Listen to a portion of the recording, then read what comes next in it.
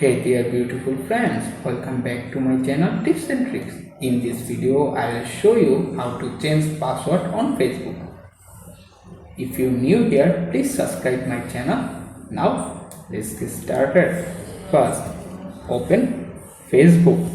Once the Facebook app is open, tap on the three lines menu icon. After that, scroll down and click on Settings and Privacy, where you can locate the settings option. Tap on it. After this page, you can tap on Account Center. Locate the password and security option. Open this page.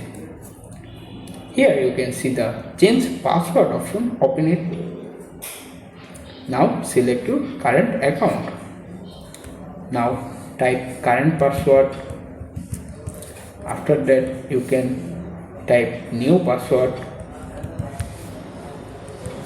then retype the password again. Make sure you can type the same password.